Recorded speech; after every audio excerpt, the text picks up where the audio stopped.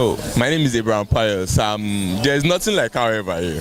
I know my Man U friends, they are waiting for us to fuck up this evening, but it's coming to England. I'm very, very sure about that. Yeah, I'm actually rooting for Man City.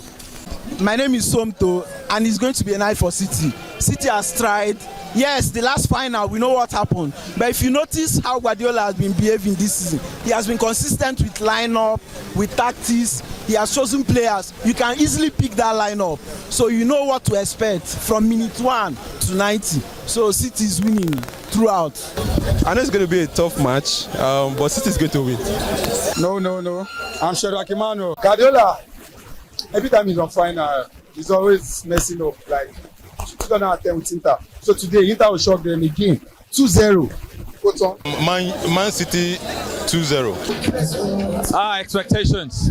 So there is the obvious expectation, which is Man City should win because they've played the best football in the last 3 seasons. But you see, there's that little voice in your head that says, beware Inter Milan, beware the Italians, and especially this Italian manager. 7 finals, he hasn't lost one. He wins his finals. If you add that to the fact that Pep Guardiola, for all his brilliance, has often choked in finals. I don't know what's going to happen tonight, but I expect a great game. I'm rooting for the underdog, and the underdog are Inter Milan. I don't know what's going to... It's one of 2 things that will happen. Is either Man City run away with it, take them out, or Inter Milan come with a game plan that stops them from playing. And if Inter Milan comes with a game plan that stops them from playing, I think we might see a slight Inter Milan victory, or we might see another final that goes into the shootout. So we are still reeling from that heartbreak. We are hoping for the very best outcome. You see, these days, to be honest with you, with Nigerian football, some of us go with minimum expectation, and because when we do that, we insulate our hearts from breaking. And more than that, it's always a joy when the team beats your expectation. And sometimes the Nigerian team has choked under the pressure of expectation. So I'm hoping for the best.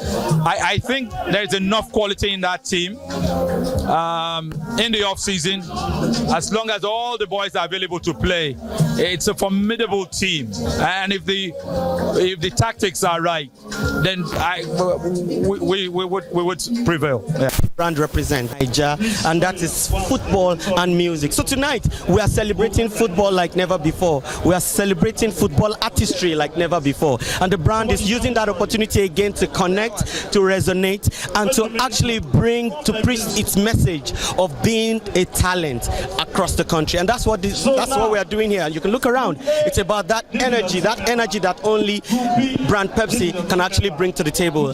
And we are also excited about the fact that for the first time in the history of the Champions League, a Nigerian, a Pepsi brand ambassador, will be performing live for the entire world. And we're speaking of no other person than the African giant, Burna Boy. And we're super excited that the brand that is making that happen again is brand Pepsi. And that shows the nexus, it shows the connection that the brand has been able to, evolve or create, by fusing both music and football together. So tonight, it's not just going to be about amazing energy. It's not just going to be about amazing artistry. It's going to be about making dreams come true. Not only is Burna Boy performing tonight, this brand also had a challenge where we actually took one person from Nigeria, one dancer who will be dancing with Burna Boy tonight. Not only is she enjoying an all-expense paid trip, she also had to go with a family member.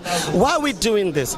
Connect, resonate, own the hearts and minds of our Niger consumer who's come to believe us as the Idon of cola drink in Nigeria. Now, the Pepsi Football Academy has been on for over 25 years. At some point in this country, the Pepsi Football Academy actually produced over 85% of the Nigeria Flying Eagles. And we are going to continue to do that.